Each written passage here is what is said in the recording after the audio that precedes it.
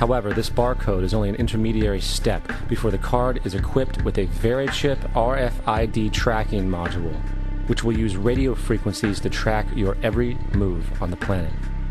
If this sounds foreign to you, please note that the RFID tracking chip is already in all new American passports. And the final step is the implanted chip, which many people have already been manipulated into accepting under different pretenses.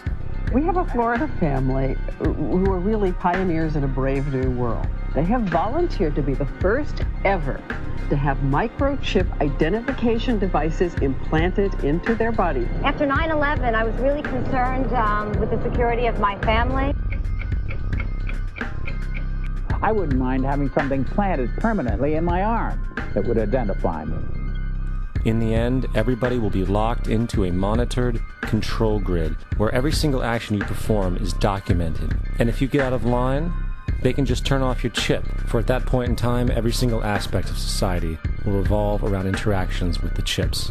This is the picture that is painted for the future if you open your eyes to see it. A centralized one-world economy where everyone's moves and everyone's transactions are tracked and monitored, all rights removed. The most incredible aspect of all, these totalitarian elements will not be forced upon the people will demand them. For the social manipulation of society through the generation of fear and division has completely detached humans from their sense of power and reality. A process which has been going on for centuries, if not millennia. Religion, patriotism, race, wealth, class, and every other form of arbitrary, separatist identification and thus conceit has served to create a controlled population, utterly malleable in the hands of the few. Divide and conquer is the motto, and as long as people continue to see themselves as separate from everything else, they lend themselves to being completely enslaved. The men behind the curtain know this, and they also know that if people ever realize the truth of their relationship to nature and the truth of their personal power, the entire manufactured zeitgeist they prey upon will collapse like a house of cards.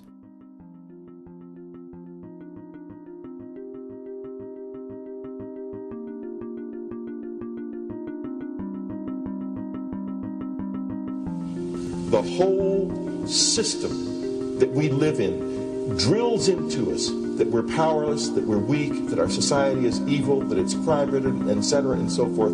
It's all a big, fat lie. We are powerful, beautiful, extraordinary. There is no reason why we cannot understand who we truly are, where we are going. There is no reason why the average individual cannot be fully empowered. We are incredibly powerful beings.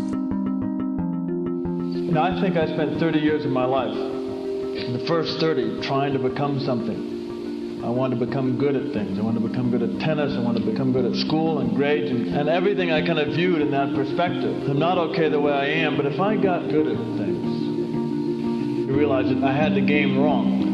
The game was to find out what I already was.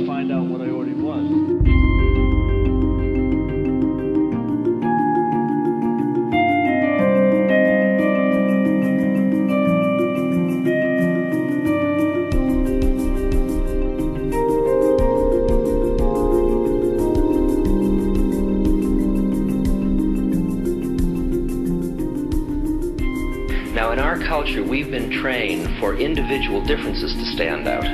So you look at each person, immediately it is brighter, dumber, older, younger, richer, poorer, and we make all these dimensional distinctions, put them in categories and treat them that way. And we get so that we only see others as separate from ourselves in the ways in which they're separate. And one of the dramatic characteristics of experience is being with another person and suddenly seeing the ways in which they are like you, not different from you, and experiencing the fact that which is essence in you and which is essence in me is indeed one.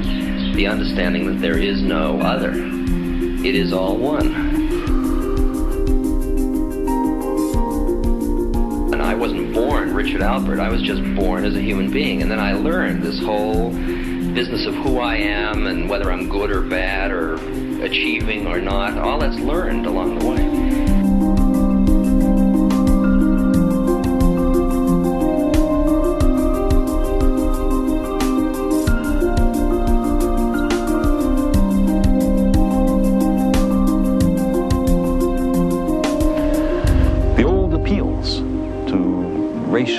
sexual and religious chauvinism to rabid nationalist fervor are beginning not to work. A new consciousness is developing which sees the earth as a single organism and recognizes that an organism at war with itself is doomed.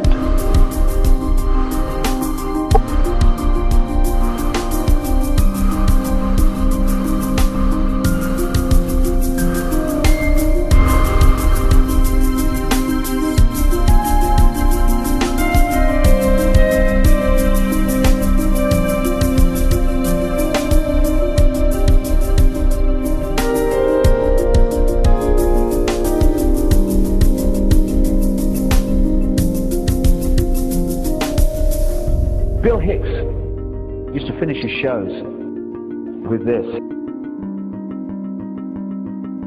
Life's like a ride in an amusement park. And when you go on it, you think it's real, because that's how powerful our minds are. And the ride goes up and down and round and round. It has thrills and chills, and it's very brightly colored. And it's very loud, and it's fun for a while.